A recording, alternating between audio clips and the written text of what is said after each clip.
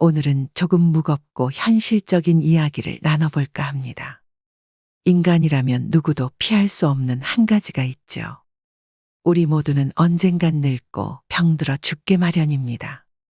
죽음을 떠올리는 것을 금기시하는 우리는 죽음의 맨 얼굴을 애써 보지 않으려 하다가 부모나 배우자, 자식처럼 가까운 사람을 잃고 나서야 허둥지둥 죽음에 관해 생각합니다.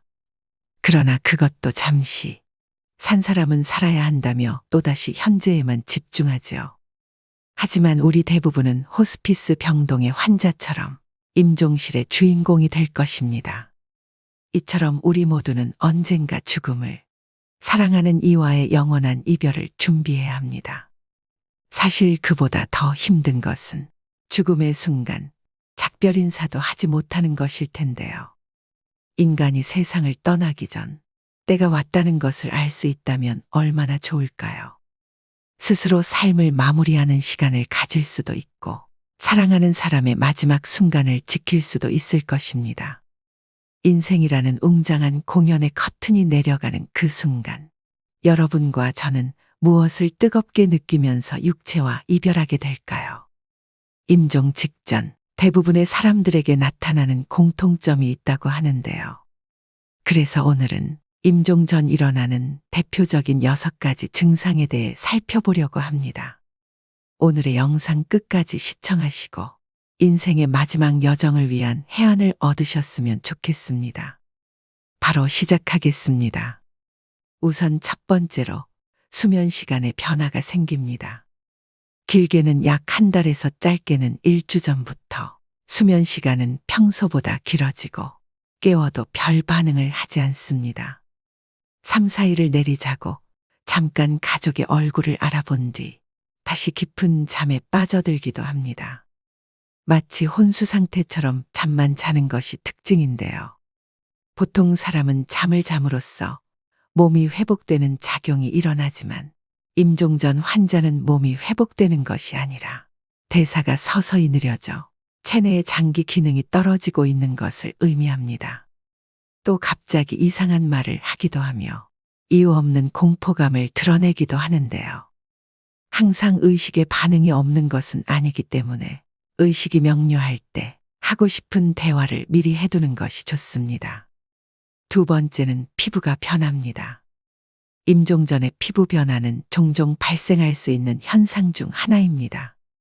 주로 다음과 같은 양상으로 나타날 수 있습니다. 첫째, 차가운 피부. 임종에 접어들면서 혈액순환이 감소하고 체온이 떨어지면서 손과 발, 얼굴 등이 특히 차가워질 수 있습니다. 둘째, 천진 및 발색 변화. 피부의 진피와 표피의 경계가 더욱 뚜렷해지고 피부가 창백해질 수 있습니다. 혈액순환이 감소하면서 발색 변화가 나타납니다. 셋째, 수족 부종. 종종 임종 전에는 신부전이나 체내 액체 이동의 변화가 생길 수 있어서 손과 발이 부어오를 수 있습니다. 넷째, 건조한 피부. 신체 대사가 감소하면서 피부가 건조해지는 것이 일반적입니다. 각 단계가 진행됨에 따라 피부가 푸르스름해 보이는 청색증이 나타나기 시작합니다. 임종 전 대표적인 증상 세 번째는 정신이 맑아집니다. 죽음에 다다르면 오히려 정신이 맑아지고 뚜렷해지는 모습을 보이는 경우가 여럿 있습니다. 보통 이런 현상은 노화로 죽음을 맞이하는 노인들에게서 많이 발견되는 증상입니다. 이런 경우 제 기능을 하지 못하던 뇌도 순간적으로 제 기능을 해서 전에는 바로 옆에 있어도 잘 알아보지 못하던 가족들을 알아보고 초점을 잃었던 눈에도 힘이 생깁니다. 이런 상황에서 보통 어르신들은 가족들과 인사를 나누고 유언을 하시기도 합니다. 이럴 때 종종 힘있고 뚜렷한 눈으로 천장이나 창밖을 계속해서 주시하는 경우가 많다고 합니다. 네 번째는 호흡이 변합니다. 보통 임종 과정에서 나타날 수 있는 호흡은 체인스톡 호흡이라고 합니다. 임종이 다다르면 숨을 몰아쉬고 또 잠시 멈췄다가 또 몰아쉬는 경우가 반복됩니다. 이런 경우 보통 임종 과정에 가까웠다고 보게 되고 자연스럽게 숨을 쉬지 못하고 목의 근육이나 턱, 가슴 근육 이런 것들을 많이 사용을 해서 숨을 쉬는 모습을 보입니다. 또 가래 끓는 소리가 나기도 하는데요. 죽음을 앞둔 사람은 가래를 삼키지도 뱉어내지도 못하게 되면서 목에 분비물이 쌓이게 됩니다. 따라서 숨을 쉴 때 가래 끓는 소리가 납니다. 영어에서는 죽음의 딸랑이라고 이를 뜻하는 단어가 있을 정도로 대표적인 임종의 신호이기도 합니다. 5번째는 식욕 감소 및 갈증이 생깁니다. 임종 전 증상으로 며칠, 몇 주 동안 많은 사람들은 음식과 음료에 대한 욕구가 감소하는 것을 경험하는데요. 거식증으로 알려진 이러한 식욕부진은 신체 쇠퇴의 자연스러운 부분입니다. 몸이 필요한 것만 받아들이고 필요하지 않은 것은 배출합니다. 또 입이나 목이 건조해지고 입술이나 혀가 갈라지거나 침이 끈적끈적해집니다. 마지막 6번째는 변실금이 생깁니다. 임종 전 환자는 소변색이 진해지고 양이 줄어들게 되는데요. 모든 근육의 힘이 서서히 풀리게 되면서 환자의 의지와는 상관없이 괄약근의 힘 조절 때문에 변실금이 생기곤 합니다. 임종이 가까워질수록 대변의 양이 많아지고 반대로 혈압은 저하되어 소변의 양은 줄어들게 됩니다. 여러분 어떠신가요? 말씀드린 증상은 죽음의 접근과 더불어 몸과 정신의 변화를 나타내며 종종 죽음의 문턱에서 받아들임과 평온을 준비하는 과정으로 볼 수 있습니다. 의식이 없고 표현을 할 수 없을 때를 대비해서 의식이 있을 때 가족분과 소중한 사람들에게 충분히 전할 말을 하셔야 후회가 남지 않습니다. 요양병원에서 간호사로 20년째 일하고 있는 김미옥 씨는 수많은 죽음을 목격하면서 깨닫게 된 경험이 있다고 하는데요. 한 어르신은 폐렴으로 오랜 병상 생활을 하셨다고 합니다. 고령의 이 할아버지는 죽음이 문턱에 있었는데도 불구하고 아무도 어르신을 찾아오는 사람이 없었다고 합니다. 이 간호사가 수소문을 해보니 할아버지께서 젊은 시절에 가정을 돌보지 못하고 가족에게 지은 죄가 많으셨다고 합니다. 그래서 모든 인연을 끊고 혼자 사셨다고 하는데요. 이 어르신은 육체적으로 이미 돌아가실 시점이 지났는데도 불구하고 억지로 숨을 버티고 있는 느낌을 받으셨답니다. 가족을 수소문해서 아내분이 찾아오셨고 아내분은 남편의 손을 꼭 붙잡고 내가 용서해 줄 테니 이제 편안히 가셔요라고 하니 그제야 할아버지는 눈을 감으셨다고 합니다. 그렇게 사랑했던 가족이 떠나가게 되면 우리는 슬퍼할 겨를도 없이 뒤이은 장례를 준비해야 합니다. 가족 중 소중한 누군가를 허망하게 떠나보내고 다들 경황이 없지만 누군가는 꼭 준비해야 하는 일이죠. 무엇부터 해야 하는지 모르는 경우가 많아 당황하는 분들이 많습니다. 그나마 상조에 가입했으면 가입한 상조에 연락하면 그만이지만 까다롭고 복잡한 장례 절차와 조문객 접대, 막대한 장례 비용은 큰 부담으로 다가옵니다. 한 조사 결과에 따르면 국민의 80.4%, 즉 5명 중 4명은 상조 서비스가 꼭 필요하다고 답했는데요. 그렇다면 국내에 수없이 많은 상조회사 중 어떤 업체를 선택하는 것이 가장 현명할까요? 그래서 여러분들에게 합리적인 비용으로 상조 도움을 받으실 수 있는 고위상조 업체에 대해 소개해 드리려고 합니다. 고위상조 서비스를 바탕으로 나이 먹고도 모르면 바보 되는 장례 준비 3가지를 살펴보겠습니다. 첫 번째, 선불제와 후불제 중 어떤 상품을 선택해야 되나요? 먼저 선불제의 경우 말 그대로 미리 상조 비용을 지불하는 것인데 쉽게 말하면 보험과 같습니다. 일반적으로 120회 월납으로 총 납입금은 500에서 1000만 원 수준인데요. 이 금액에서 현장에서 추가 비용이 결제되는 경우도 허다합니다. 또 가입 시 가전이나 휴대폰 할인 등을 명목으로 가입을 유도하는 경우가 많고 이런 부분에 혹해 가입하시는 분들도 많습니다. 하지만 가전을 받는 돈은 막대한 금액을 내는 것 중 극히 일부에 지나지 않고 만약 도중에 업체가 폐업을 하는 경우 내 돈을 제대로 찾지 못해 소비자가 피해를 떠안는 경우가 많습니다. 연간 수십 곳의 상조회사가 폐업을 한다고 하는데요. 그러다 보니 많은 분들이 함부로 상조를 가입하기 꺼려 하시는 경우도 많습니다. 이런 여러 단점을 극복하기 위해 나온 것이 후불제 상조입니다. 후불제의 경우 낮은 금액대부터 높은 금액대까지 다양하게 갖추어 있어서 가족분들이 예산에 맞춰서 직접 선택하실 수 있는 장점이 있으며 불필요한 상품들을 포함하지 않을 수 있기 때문에 훨씬 합리적으로 비용을 아낄 수 있습니다. 매월 돈을 납부하지 않아도 된다는 점, 그리고 장례가 끝난 후 비용을 지불하면 되기 때문에 더 투명한 비용으로 마지막까지 안심하고 장례를 치를 수 있게 되는 것도 크게 안심하실 수 있는 부분입니다. 심지어 현재 선불제 상조를 이용하고 계시더라도 후불제로 전환하시는 게 더 이득일 수도 있습니다. 고위상조에서는 후불제 전환 비교 서비스도 제공해드리니 상담 받아보시길 추천드립니다. 두 번째, 장례식장이 있는데 굳이 상조도 따로 필요한가요? 이는 웨딩 플래너 없이 결혼을 준비하는 것과 유사합니다. 장례식장의 장례지도사는 처음부터 끝까지 책임져 주지 않습니다. 빈소에 1시간에서 2시간 들르고 물품을 파는 역할이 전부입니다. 반면 상조의 장례지도사는 처음부터 끝까지 장례를 책임집니다. 장례 첫날부터 발인날까지, 연부터 유족을 위로하는 순간까지 늘 함께 있습니다. 장례식장을 끼고 장례를 진행하는 것은 물품, 식비 등을 고려하므로 상조보다 기본적인 비용이 더 많이 나오는 것이 보통입니다. 그 이유는 두 가지인데요. 먼저 기본용품의 단가가 높습니다. 상조에서 10만 원 하는 수의가 장례식장에선 기본 40에서 50만 원입니다. 수의 가격만 봐도 벌써 4, 5배 차이가 납니다. 언론에서 많이 보도되듯이 장례식장에서의 유골함 가격은 정말 부르는 게 값입니다.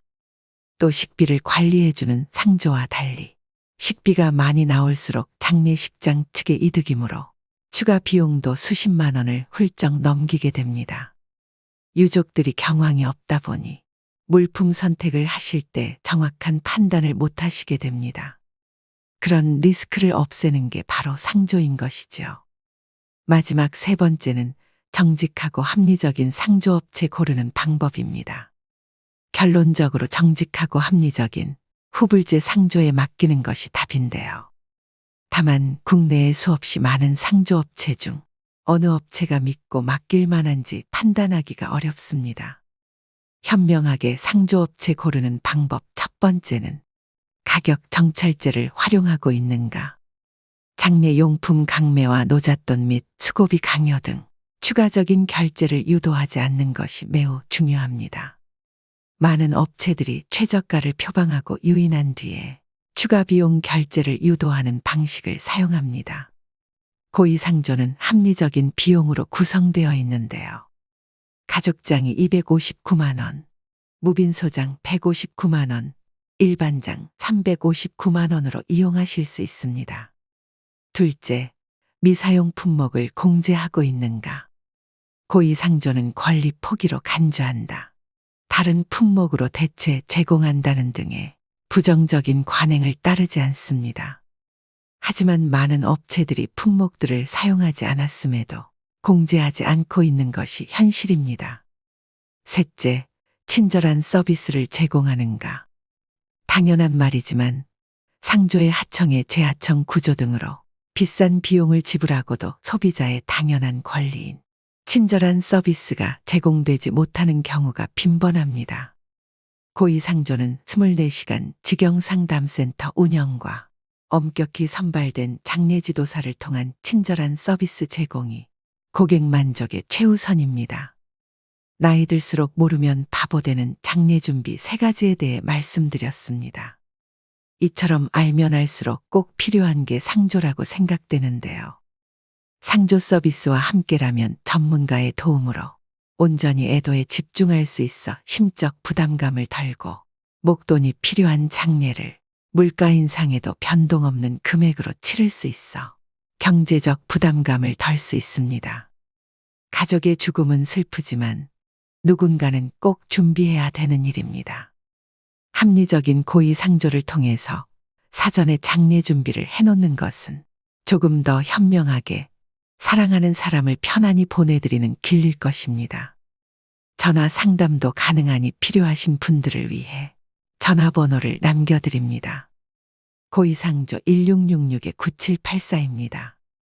가장 건강할 때 자신의 죽음과 사랑하는 가족의 죽음을 준비해 두면 남은 인생은 선물처럼 주어지고 노후를 더욱 활기차고 평온하게 살아갈 수 있을 것입니다. 오늘의 영상 어떠셨나요? 잘 죽으려면 잘 살아야 한다는 말이 있습니다. 그렇다면 잘 산다는 말은 무엇일까요? 용서를 빌어야 하는데 빌지 못했던 잘못들, 옆에 있는 사람에게 잘해주지 못한 것에 대한 마음이라고 마지막 순간에서 대부분의 사람들은 그렇게 말합니다. 모든 죽음은 슬픕니다. 하지만 슬픔 속에서 떠나더라도 우리는 죽음 직전까지 행복해야 합니다. 우리가 소중하게 간직해야 할 기억은 죽음이라는 끝맺음이 아니라 죽기 전까지 행복하게 살았던 시간입니다. 글을 쓸 때 첫 문장보다 마지막 문장을 먼저 생각하면 좋습니다. 마지막 문장을 생각한 뒤 글을 써나가면 흐름의 일관성이 생기고 글 전체가 한 호흡으로 연결되기 때문인데요. 인생도 글쓰기와 다르지 않습니다. 자신의 마지막을 응시하는 것은 삶의 일관성을 부여하는 일입니다. 살다 보면 순간순간 중요한 갈림길에 서게 됩니다. 그때마다 자신의 마지막을 상상하며 후회하지 않을 선택을 한다면 인생의 중요한 것을 놓치지 않고 살아갈 수 있습니다. 여러분 모두 후회가 남지 않는 행복한 노후를 보내셨으면 좋겠습니다. 마지막으로 인생에 대한 좋은 글 읽어드리면서 오늘의 영상 마무리하겠습니다. 무엇이 삶이고 무엇이 늙음이고 무엇이 죽음인가? 현재의 행복에 최선을 다함이 살며 이러한 삶이 오래되어 편해짐이 늙으며 영원히 쉬는 것이 죽음이라면 틀린 말일까? 사람들은 모든 면에서 양면성을 지닌다. 생과 사에 대해서도 그렇다. 어떤 사람들은 살기 위해 발버둥치고 또 어떤 이들은 쉽게 죽어버리려고 한다. 인간들 외에도 모든 생물은 열매를 맺는다. 벼이삭도 쌀을 맺으면 그 줄기와 이파리는 누렇게 시들고 볼품없어지는 것이다. 사과나무도 사과를 연글게 할 무렵이면 그 이파리는 벌레 먹어 흉한 모습이 된다. 사람도 이와 같이 그 열매, 곧 아들과 딸을 장성시키면 늙고 병들어 볼품없는 모습으로 변해가는 것이다. 이러한 현상은 지극히 당연하고 자연스러운 것이며 우리는 그와 같은 모습에 오히려 존경심을 가져야 한다. 늙고 추하게 변해가는 것을 두려워해서는 안 된다. 또한 죽음을 두려워해서도 안 된다. 늙으면 쉬게 되는 것이고 죽는다는 것은 있던 것이 없어지는 것이 아니라 영혼과 육체가 분리되기 때문에 더 편히 쉬게 되는 것이다. 인생은 배를 타고 강을 건너가는 것과 같으며 강 저편에 닿으면 배를 버리고 무트로 올라가서 마을로 걸어 들어가는 것이다. 육신은 버리고 가야만 하는데요. 영혼은 마을로 들어가는 나그네인 것이다. 모든 것은 지나가게 마련이다.